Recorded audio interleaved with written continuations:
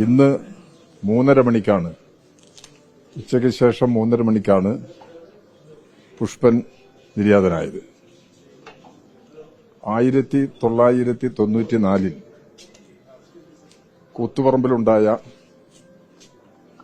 DYFI നേതൃത്വത്തിൽ നടത്തിയ സമരത്തിന് നേരെ, സമര വളണ്ടിയർമാർക്ക് നേരെ പോലീസ് വെടിവെക്കുകയുണ്ടായി. 5 പേർ ആ സ്പോട്ടിൽ മരണപ്പെട്ടു. ചില സഖാക്കൾക്ക് ഗുരുതരമായി പരിക്കേറ്റു. അതിൽ പരിക്കേറ്റവരിൽ പുഷ്പന് നട്ടെല്ലിന് ക്ഷതമേൽക്കുകയും പിന്നീട് എഴുന്നേൽക്കാൻ പറ്റിയിട്ടില്ല. തളർന്നു കിടപ്പായിരുന്നു. 30 വർഷമായി ബെഡിലാണ് പുഷ്പൻ.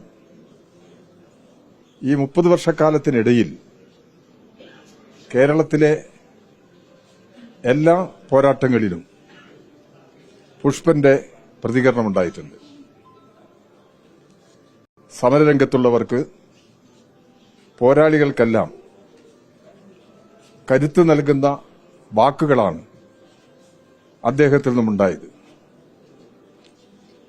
അദ്ദേഹത്തോട് ഉപമിക്കാൻ കഴിയുന്ന മറ്റൊരു പോരാളിയെ നമുക്ക് എടുത്തു കാണിക്കാൻ കഴിയില്ല.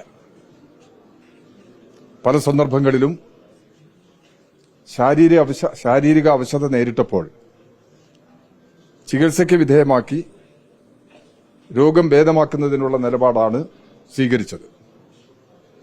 അവസാനം വരെയും കമ്മ്യൂണിസ്റ്റ് ആശയങ്ങളിൽ ഉറച്ചുനിന്ന് പൊരുതുന്ന ജനവിഭാഗങ്ങൾക്കെല്ലാം കരുത്ത് നൽകിയ വിപ്ലവകാരിയാണ് പുഷ്പൻ. പുഷ്പന്റെ വേർപാട് എന്തുകൊണ്ടും ദുഃഖകരമാണ്.